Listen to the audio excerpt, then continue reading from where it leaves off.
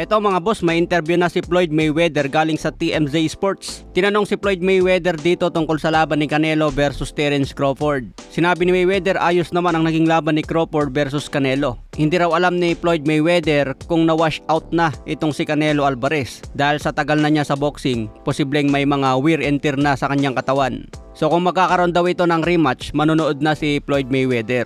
Pero ang sentro ng tanong kay Floyd Mayweather mga boss ay tungkol sa exhibition niya kay Mike Tyson. Sabi ni Mayweather, isa itong exciting na laban, legend versus legend. Tinanong si Mayweather dito kung ina-knockout niya si Mike Tyson. Sagot ni Mayweather mga boss, basta exciting ang laban. Entertainment daw ang laban nila dahil legend itong si Mike Tyson. Sa ngayon, hindi pa raw masyadong nagte-training si Floyd Mayweather dahil 2026 pang laban. Tinanong din si Mayweather tungkol sa muling pagbabalik niya sa isang professional fight. Kung may posibilidad na babalik ito sa tunay na laban sa 2026 matapos ang laban niya kay Mike Tyson. Sagot ni Mayweather mga boss, may posibilidad na babalik sa professional. Kasi pinag-uusapan daw ito ngayon.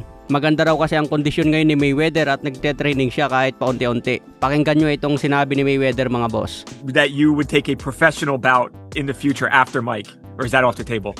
It's on it. It's on it. It's been talks. It's possible.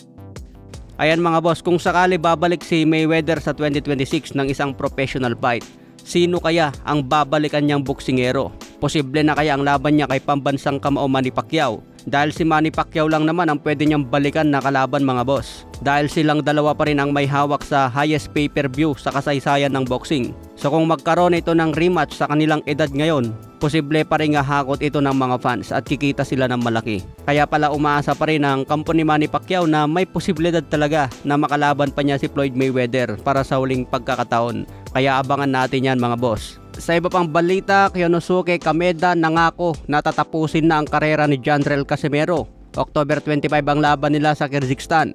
Catchweight sa 58 kg, 10 rounds po ang laban. Ito ang muling pagbabalik ni Casimero matapos ang isang taon.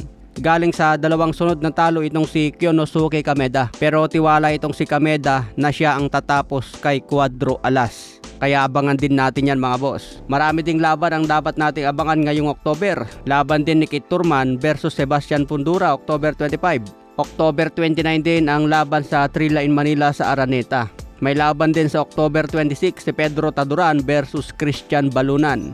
Kaya pulpak ang bakbakan na abangan natin ngayong October.